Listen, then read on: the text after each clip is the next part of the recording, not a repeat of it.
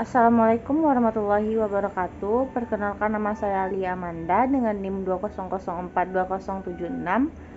Saya akan mempresentasikan tugas pertemuan 15 budaya organisasi yang diampu oleh Bapak Hidayatul Fajri, MPA. Baiklah, sebelum itu kita harus tahu apa itu kepemimpinan transformasional. Kepemimpinan transformasional adalah konsep yang menggambarkan bagaimana beberapa individu dapat melakukan dampak tertentu, sehingga mereka mampu mengubah organisasi dan mempengaruhi budaya organisasi. Gaya kepemimpinan ini dapat menginspirasi perubahan positif pada mereka yang mengikutinya. Umumnya, para pemimpin dengan gaya kepemimpinan transformasional merupakan orang yang energik, antusias, dan bersemangat. Para pemimpin tidak hanya peduli dan terlibat dalam proses, mereka juga berfokus untuk membantu anggota kelompok untuk berhasil.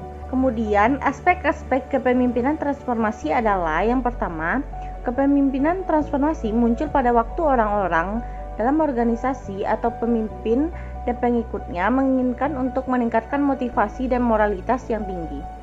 Yang kedua, kepemimpinan transformasi berusaha untuk memotivasi dan menginspirasi orang-orang sekitarnya dengan cara menjelaskan bahwa pekerjaan mereka penting dan penuh tantangan. Cara memotivasi dapat dilakukan dengan berbagai pendekatan, misalnya dengan pendekatan teori kebutuhan, yaitu memenuhi kebutuhan utama para pengikutnya seperti kebutuhan fisik, keamanan sosial, penghargaan, dan aktualisasi diri. Kemudian yang ketiga, kepemimpinan transformasi mampu mengurangi ketergantungan para pengikut terhadap pemimpinnya dengan cara mendelegasikan kewenangan, mengembangkan kemampuan dan meningkatkan rasa percaya diri para pengikutnya, mendorong untuk mengatur sendiri kerja tim, melengkapi akses langsung untuk memperoleh informasi, menghilangkan fungsi kontrol yang tidak perlu, dan menciptakan budaya kerja yang kuat untuk pemberdayaan.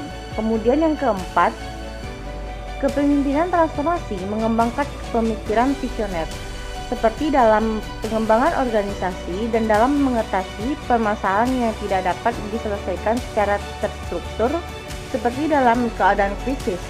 Dalam keadaan krisis, diperlukan pemikiran out of the box. Oleh karena pada umumnya, sistem yang diciptakan dirancang untuk mengatur hal-hal yang rutin. Kemudian yang kelima, kepemimpinan transformasi lebih mengembangkan cara kolaboratif ketimbang cara kerja hierarkis.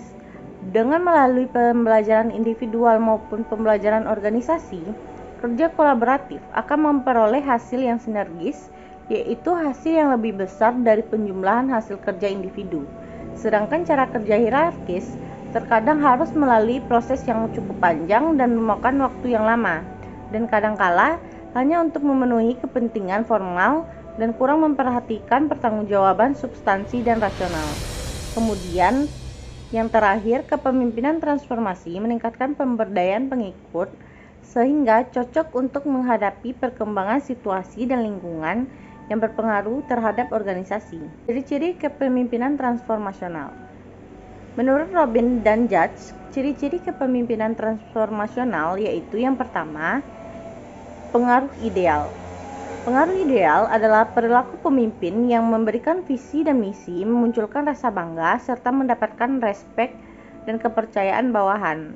Pengaruh ideal juga disebut sebagai pemimpin yang karismatik, di mana pengikut memiliki keyakinan yang dalam pada pemimpinnya, merasa bangga bisa bekerja dengan pemimpinnya, dan mempercayai kapasitas pemimpinnya dalam mengatasi setiap permasalahan. B. Motivasi inspirasional, yaitu perilaku pemimpin yang mampu mengkomunikasikan harapan yang tinggi, menyampaikan visi misi bersama secara menarik dengan menggunakan simbol-simbol untuk memfokuskan upaya bawahan dan menginspirasi bawahan untuk mencapai tujuan yang menghasilkan kemajuan yang penting bagi organisasi. C. Stimulasi intelektual, yaitu perilaku pemimpin yang mampu meningkatkan kecerdasan bawahan untuk meningkatkan kreativitas dan inovasi mereka, meningkatkan rasionalitas dan pemecahan masalah secara cermat. Kemudian yang terakhir, pertimbangan individu, yaitu perilaku pemimpin yang memberikan perhatian pribadi perlakuan masing-masing bawahan secara individual sebagai seorang individu dengan kebutuhan, kemampuan, dan aspirasi yang berbeda, serta melatih dan memberikan saran. Pertimbangan individual dari kepemimpinan transformasional memperlakukan masing-masing bawahan sebagai individu serta mendampingi mereka, memonitor, dan menumbuhkan peluang. Kepemimpinan transformasional menurut Burns. Yang pertama, bekerja sama sebagai sebuah tim dengan satu tujuan akan lebih baik dibanding bekerja secara individu.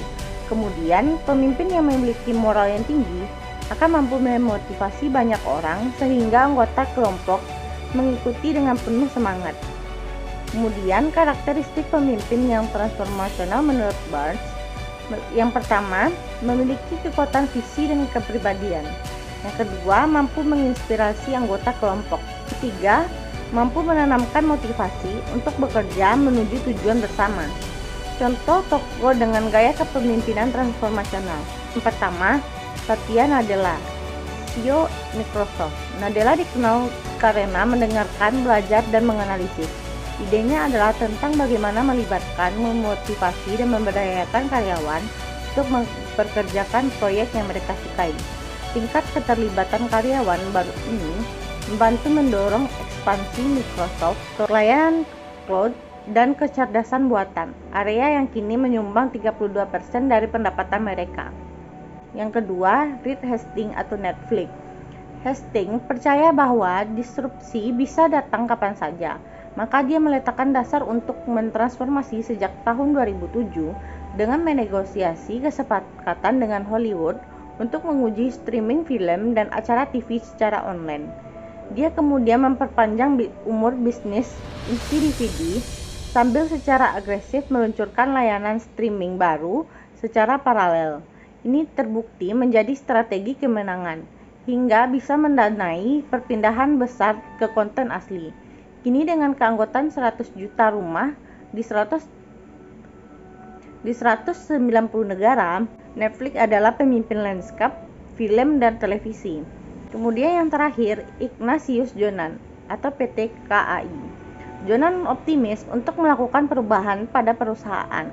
Dengan adanya visi yang sudah jelas, Jonan kemudian menyusun strategi-strategi dalam melakukan perbaikan. Strategi awalnya dalam melakukan transformasi adalah dengan melakukan pembenahan di sisi internal perusahaan, yakni mengubah mindset karyawan dari product oriented menjadi customer oriented. Sekian dari presentasi saya, semoga bermanfaat dan mohon maaf jika ada kesalahan. Assalamualaikum warahmatullahi wabarakatuh.